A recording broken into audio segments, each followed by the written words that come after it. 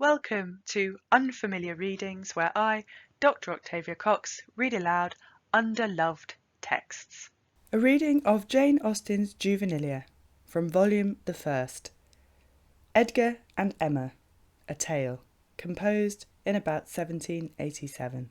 If you're interested in understanding more about Jane Austen's 6 major novels, then reading her Juvenilia is fascinating because it gives you a real insight into some of the seeds that would flourish in the later published novels. Here, in Edgar and Emma, for example, we see Jane Austen playing with ideas of family dynamics and the conversations that happen often between husband and wife about blame and about why things are done in their family. And here also we see Austen poking fun at and playing with ideas of sensibility, particularly in young female heroine characters. To begin, Edgar and Emma, a tale.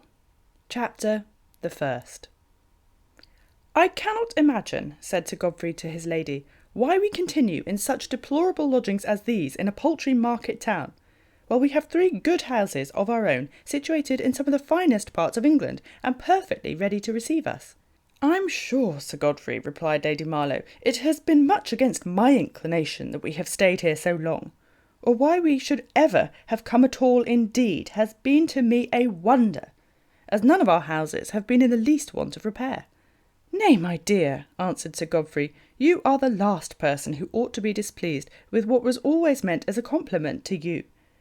For you cannot but be sensible of the very great inconvenience your daughters and I have been put to during the 2 years we have remained crowded in these lodgings in order to give you pleasure.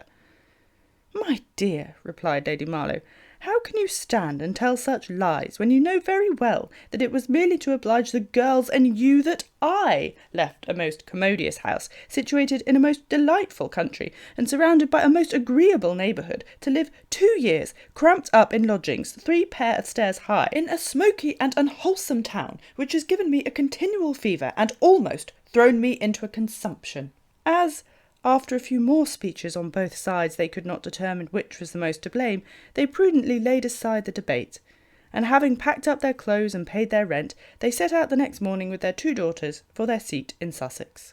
Sir Godfrey and Lady Marlowe were indeed very sensible people, and though, as in this instance, like many other sensible people, they sometimes did a foolish thing, yet in general their actions were guided by prudence and regulated by discretion. After a journey of 2 days and a half, they arrived at Marlhurst in good health and high spirits. So overjoyed were they all to inhabit again a place they had left with mutual regret for 2 years, that they ordered the bells to be rung and distributed 9pence among the ringers. Chapter the second. The news of their arrival, being quickly spread throughout the country, brought them in a few days visits of congratulation from every family in it. Amongst the rest came the inhabitants of Wilmot Lodge, a beautiful villa not far from Marlhurst. Mr. Wilmot was the representative of a very ancient family, and possessed, besides his paternal estate, a considerable share in a lead mine and a ticket in the lottery. His lady was an agreeable woman. Their children were too numerous to be particularly described. It is sufficient to say that, in general, they were virtuously inclined, and not given to any wicked ways. Their family being too large to accompany them in every visit, they took 9 with them alternately. When their coach stopped at Sir Godfrey's door, the Miss Marlowes' hearts throbbed in the eager expectations of once more beholding a family so dear to them.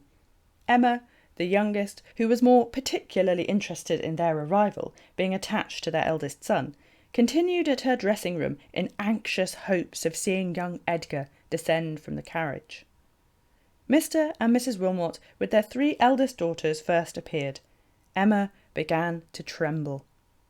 Robert, Richard, Ralph, and Rodolphus followed. Emma turned pale. Their 2 youngest girls were lifted from the coach. Emma sunk breathless on a sofa. A footman came to announce to her the arrival of company. Her heart was too full to contain its afflictions. A confidant was necessary. In Thomas she hoped to experience a faithful one. For one she must have, and Thomas was the only one at hand.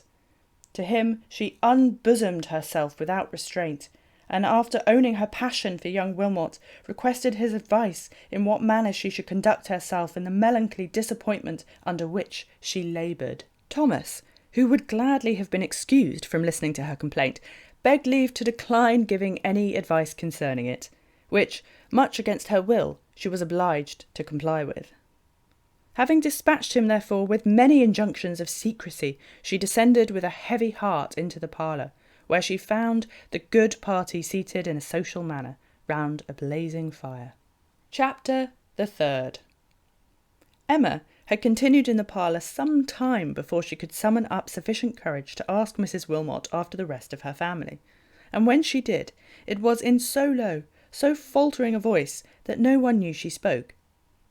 Dejected by the ill success of her first attempt, she made no other, till, on Mrs. Wilmot's desiring one of the little girls to ring the bell for their carriage, she stepped across the room, and seizing the string, said in a resolute manner, "Mrs. Wilmot, you will not stir from this house till you let me know how all the rest of your family do, particularly your eldest son." They were all greatly surprised by such an unexpected address, and the more so on account of the manner in which it was spoken. But Emma, who would not be again disappointed, requested an answer. Mrs. Wilmot made the following eloquent oration. "Our children are all extremely well, but at present most of them from home. Amy is with my sister Clayton, Sam at Eton, David with his uncle John, Jem and Will at Winchester, Kitty at Queen's Square, Ned with his grandmother, Hetty and Patty in a convent at Brussels, Edgar at college, Peter at nurse, and all the rest, except the 9 here, at home." It was with difficulty that Emma could refrain from tears on hearing of the absence of Edgar. She remained, however, tolerably composed till the Wilmots were gone, when, having no check to the overflowings of her grief, she gave free vent to them, and retiring to her own room, continued in tears for the remainder of her life.